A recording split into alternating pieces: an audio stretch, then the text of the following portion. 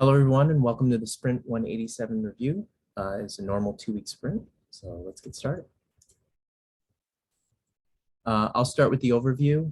Jeffrey will show us the changes in the UI.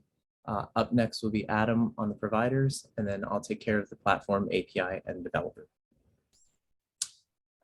This sprint, we had 174 PRs merged with 156 still open. We had a lot of blast out type changes, which accounts for the higher number, particularly with changes in GitHub Actions. And this is the breakdown by label. You can see there were also a lot of bug fixes this sprint, and the test section is the GitHub Actions that I was talking about. And over to Jeffrey for the UI. Thanks, Jason. So in this sprint, a total of 15 PRs got merged into UI repo, 2 bugs, 4 enhancements, and so on. So this is the list. Next slide, please. Yeah, in the data tables pagination bar, custom strings were added by Gilbert to allow the translations. Next slide.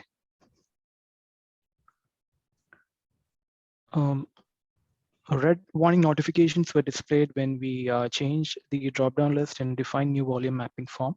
The AutoSD team fixed this error by adding a unique key to the items in the drop-down list.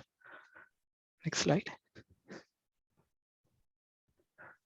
The upgrading attach-detach functionality, the UI was handling some provider-specific logics. Now we had parsing credentials to the API to validate it in the backend. Next slide. The create snapshot for Cloud Volume form conversions was done, and we have converted it from Angular to React. Next slide. A delete feature was introduced into the storage host initiators. It was introduced into the list and its summary page. Next slide. The container project dashboards was converted to Carbon React, allowing us to remove the Angular code from this page, and it was done by Gilbert. Next slide. There was some linting errors or some space issues in one of the PRs, and Keenan has fixed it in technical depth, and we updated some of the packages to handle the security fixes. Next slide. Over to Adam. Thanks, Jeffrey. So this sprint for providers, kind of a back-end change, but Keenan changed the name of the supports feature on Cloud Volume from attach volume to attach. Kind of throughout the code, we have a lot of duplicate names. So we're trying to clean those up so there's less repetitiveness in the names of the features that we have. Gregor added physical server profiles, which is something that the Cisco Intersight provider brings. It's essentially a way of tracking a lot of policy around physical servers, and so they can be used to consistently manage a group of physical servers. And so they're going and collecting those from part of inventory. They'll be used as part of provisioning in the future. So for now, there is the new table, the new model, and this is the PR that added the model and all of the core code. The AutoSD team added the delete host initiator support in core. Gilbert fixed the Cloud VM provisions Cloud Subnet form. There was an issue where if you didn't select a Cloud Subnet, you were still able to submit the form and then the provision would fail later. We also cleaned up a lot of duplicate supports authentication methods in the providers. Keenan previously had moved this into core, and now we're just removing them all from all of the provider plugins.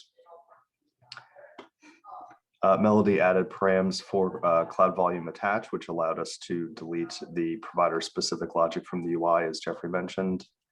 We also improved for Azure the error message if the tenant ID passed is incorrect. Previously, we were only saying that the user should check their client ID and client secret, but you actually got the same error if the tenant ID was wrong. And so we now also include that. Next slide. For Cisco Intersight this sprint, Gregor added the physical server profile inventory collection They also added an event catcher for the Intersight provider, and we've backported everything which didn't include a schema change to the Nydorf branch, so it'll be included in that release. For Google, Nasser added cloud database create and delete support, continuing his work on cloud database CRUD operations across all the providers. We also improved for IBM Cloud VPC, the error message if the API key is wrong. Previously, we were returning the entire JSON object in the error message. Now we're just showing a nice user-friendly message there. And we also improved some spec coverage for VPC provisioning so that we can refactor some of those core methods in the future. Next slide.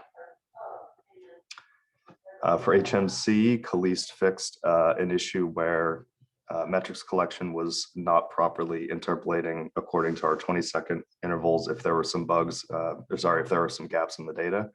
So he fixed that up. We also added image import support for going from PowerVS down to PowerVC. Previously, we have done PowerVC up to PowerVS, and Iskandar has finished adding the support to go the other direction to PowerVC.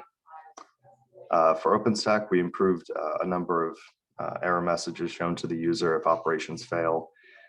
Previously, we were showing the fog error in its entirety, the entire JSON object. And now we're trying to parse out the user-friendly message out of that and show that to the user instead.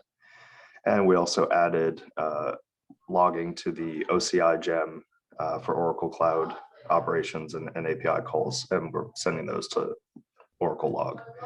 And that is it for providers. Over to Jason. All right, thanks, Adam. Gregor added, or Iskandar added image import base job dispatcher to the core. The way jobs work is that there's a base job and then providers can extend it. So this adds that base job for the image import. And Keenan, as mentioned by Adam, renamed the cloud volume attach volume to attach. This is the core side change. For bugs, Adam fixed an issue with container metrics where it wouldn't account for archived containers properly. And so this cleaned that up. Gilbert fixed an issue on the core side with AWS provisioning where a certain field needed form required and wasn't properly set. On the build side, Minal added to change the Yarn version to 122, which is a downgrade for the S390X platform. On Z builds, it was found that Yarn would just hang. And so a temporary downgrade is being added. Hopefully they can get that fixed up in Yarn itself. And then we get, at least for the Z builds, get that back to Yarn 3. And finally, Keenan changed merged the availability mixin into the supports feature mixin. Availability was the old way that we used to check whether a provider supported a particular feature. Supports feature was a new way, and the two have existed for some time, and this merges them together finally. And on the documentation side, Adam added Oracle Cloud documentation, how to get started with an Oracle Cloud provider. On the API side, Akil added an enhancement for custom button set reordering. The API didn't have a way to reorder the custom buttons within a group, and this adds that feature. The API controller for physical server profiles was added as part of the work that Adam mentioned for the physical server profiles. And similarly for the delete host initiator, that API was added as well. And Keenan's change to rename cloud volume attach volume to attach. Keenan also had a number of refactorings go through, using the API helper for edit resource and condensing API actions to API resource for VMs. This continues his work that he's been doing the last number of sprints on cleaning up the API code to make it slimmer and cleaner and easier to do RBAC on. And on the developer side, Adam added a change to do a manual option for the CI GitHub workflow. This was one of the blast out changes I was talking about that went to all the repos. So now if you actually go into GitHub Actions for the CI workflow, there's now a run manually option that wasn't there before.